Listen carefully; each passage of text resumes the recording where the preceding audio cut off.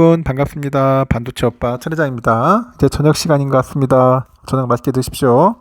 저녁 맛있게 드시고 저녁 시간에 천회장의 이야기를 좀 들어주시면 좋을 것 같습니다.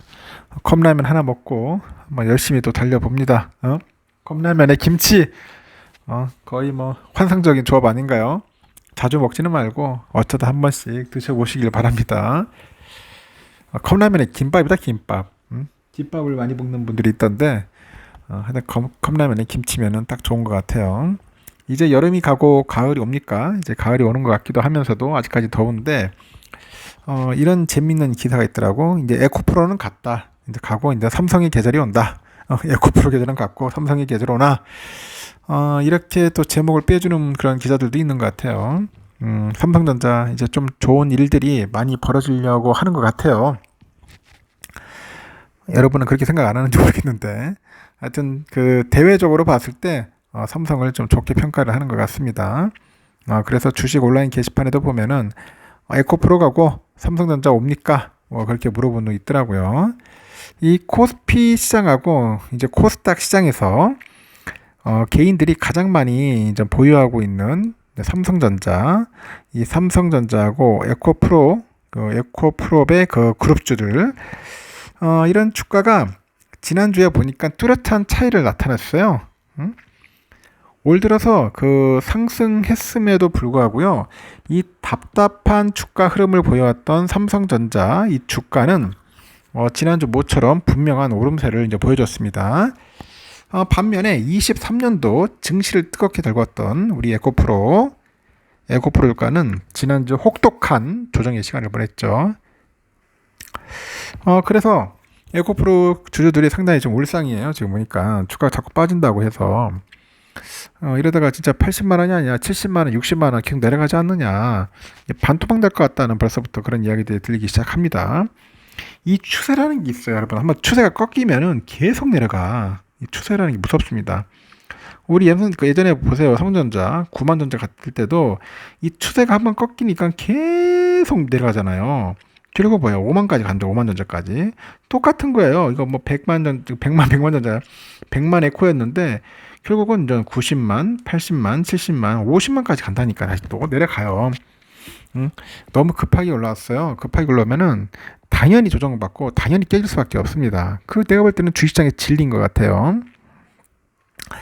일단은 삼성전자 주가가 지난 한 주 동안에만 1,700원이 올랐어요. 그래서 72,000원까지 올라왔는데 삼성전자 주가가 72,000원대를 회복한 거는 지난 7월 18일 이후로 약 2달 만입니다. 2달 만.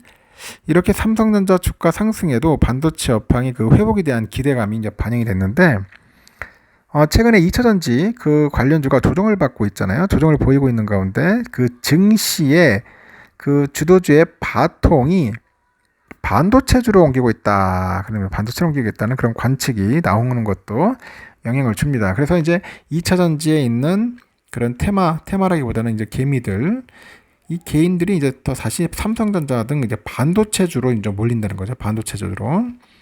그래서 반도체가 앞으로 좀 핫할 거예요. 핫할 겁니다. 그래서 저렴할 때, 좀 조정받을 때, 이런 때 미친 듯이 모아놓어야 한다는 거죠. 부지런히 챙겨합니다.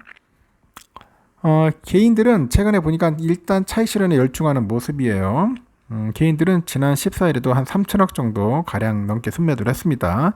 오르니까 계속 파는 거예요. 자꾸 파고 나가는 겁니다. 이날까지 5거래일 연속 순매도입니다. 순매도. 이 물량을 누가 받냐? 외인이 안 받고 기관이 받아요. 또 기관들이 사고 있어.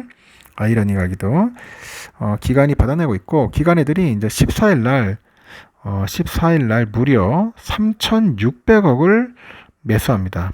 3,600원. 3,600억이에요. 원이 아니고 참 억입니다. 넘게 이제 순매수를 했고요. 하지만 그 개인 중에서도 신규 매수자들이 늘어나고 있어. 신규 매수자들이 많이 늘어나고 있더라. 14일은 매수보다 매도 물량이 많아서 순매수를 나타냈지만은 매수보다 매도 물량이 많아가지고 매수 물량도 1,000억이 넘어요. 1,000억이 넘어. 이게 지금 삼성전자 매수 시점인지를 두고 이 개미들 사이에서 갑론을박이 지금 한창이야. 한창입니다. 제가 볼 때는 갈 사람 떠나가는 거야. 떠나가고 들어올 사람 또 들어오는 겁니다. 들어옵니다. 또 들어와요. 갈 사람 가고 단타 친 애들은 가고. 에코프로 주가는 지난주 100만원 선이 붕괴되다 보니까 황제주 지위를 내려놨어요. 지난주에만 13만원이죠. 13만원 넘게 하락을 하면서 89만원까지 내려왔죠. 에코프로비엠 역시 일주일 사이에 2만원 가까이 떨어지면서 28만원까지 내려온 상태입니다. 20% 내려온 상태다. 이런 가운데 전문가들은 2차 전지주가 이제 수급 감소로 인해서 밸류에이션 부담 탓에 한동안 조정 국면을 피하지 못할 거다. 그런 소리입니다. 조정 국면을 피하지 못할 것이라는 목소리를 냈어요. 다만 4분기 정도로 예상되는 그 반등세의 시작 지점과 강도는 배터리셀, 소재주 종목별로 이제 차별화될 거다. 이런 분석도 나오고 있는 거죠. 6개 증권사 소속의 2차전지 부분의 연구원 6명을 대상으로 해가지고 2차전지 섹터 주요 종목의 주가의 현 위치, 향후 전망에 대한 의견을 또 청취를 했어요. 뭐 일간지에서 2차전지주 하락세를 비정상의 정상화라고 설명하는 하이투자증권 연구원이 밸류에이션 부담이 컸던 만큼 주가 조정은 당연한 수순이다. 하나투자에서도 양극재 종목을 중심으로 버블이 꺼지는 주가 현실화 과정이다. NH에서는 현재 2차전지 주가 그 주가가 내년까지 이어질 박스권 흐름의 하단에 근접 중이다. 뭐 그렇게 평가를 합니다. 설명을 하고.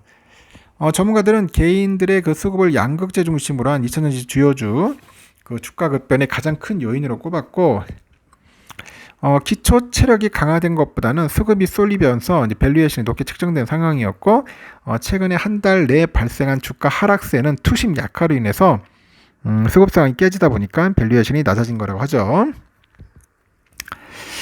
연초 대비했을 때 대표 2차전지 종목에 대한 개인들의 그 수급이 순매도로 돌아선 상황에서 뭐 기관, 외국인 투자자마저 2차전지 외에 이 반도체나 바이오 등 다른 섹터로 눈을 돌리는 상황이라고 덧붙이는 겁니다.